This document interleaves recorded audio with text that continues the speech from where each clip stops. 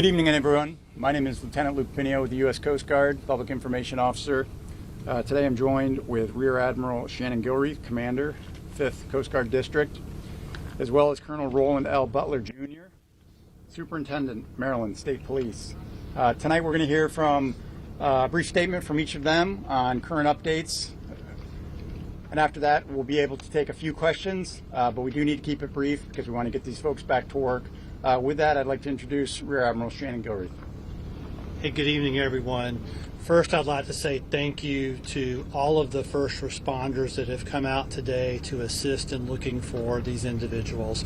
We've had tremendous support across the state and county and city and federal enterprise. You've seen for yourself the helicopters flying over, the small boats that are out there, the Coast Guard cutter that's out there, the boats that go back and forth bringing people out on scene to search for these individuals.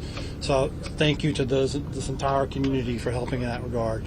Second, I want to say thank you to the community for the outpouring of support to those first responders, and in particular the outpouring of support and prayers and support for the families of the 6 individuals.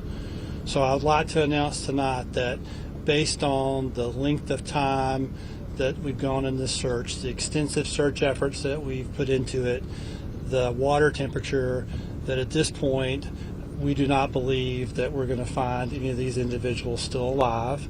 And so this evening at around 7:30, we are going to suspend the active search and rescue efforts. Coast Guard's not going away. None of our partners are going away, but we're just going to transition to a different phase. And so I'm going to turn it over to Colonel Butler, please. Good evening, and thank you all for being here. To echo the Admiral's comments here, we really appreciate the support from the community. To all the first responders here, we appreciate your patience and allowing us to do the best job possible and get the information as it comes up. At this point, as the Admiral said, we're going away from the search and rescue portion to a recovery operation. The changing conditions out there have made it dangerous for the first responders, the divers in the water. We will still have surface ships out overnight. At 0600 hours tomorrow, we're hoping to put divers in the water and begin a more detailed search to do our very best to recover those 6 missing people.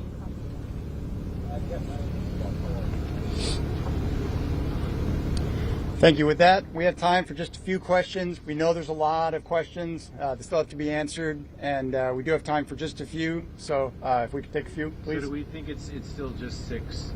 There's talk of maybe other cars on the bridge? All the information we have is 6 individuals. Got it. Yes, sir. Can you go into detail about how difficult this might be for the recovery phase of this now? Like, what kind of challenges are you up against? Well, I'll start by saying I'm going to turn it over to the experts on diving. I'm not an expert on diving, but we've got very difficult water temperatures. You have structures from the bridge that are in the water that can move with the tides and currents, making that dangerous for divers and people in the water to actually try to do recovery. And we do not want to injure any of these first responders in this recovery effort. We absolutely want to be as safe as possible for everyone involved in this. And I'll see if Colonel Butler has anything he wants to add. Can you go into specifics about what the search and rescue entailed? Like, were there scuba divers, or was everything above water, sonar, any sort of equipment that might have been utilized over the past 12 months? From the outset, we moved all those resources in with dive teams from various state, local, and county agencies. We also use sonar. We're doing our very best in some very difficult times and difficult conditions, which is why we're making that transition now. The last thing we want to do is put divers in the water with changing currents, low temperatures, very poor visibility, and so much metal and other unknown objects in the water. All it takes is one object to strike an individual, and all of a sudden we have a first responder trying to recover another first responder. I think at 0600 we'll find ourselves in a better position to understand the dynamics of what we're dealing with and to address the issue in a much safer manner.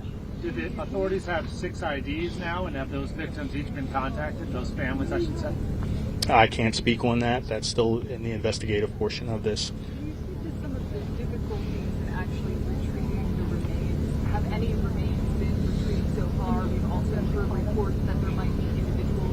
trapped inside of vehicles, that there might be debris that has made it more challenging for FBI and other law enforcement to deploy? All of that is unknown at this point, and as I said, we have to cease operations. We can't start again until we can ensure the safety of those divers and the rescue personnel that are going to participate in this.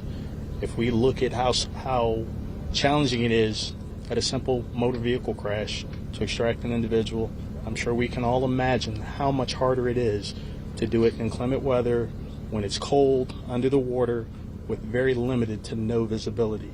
Just to clarify, no remains have been removed thus far by search and rescue teams, other than the 2 who were rescued alive earlier. That is correct. So, Colonel, you're confident then that no other vehicles made it onto that bridge before the collapse, or as it was collapsing, I should say?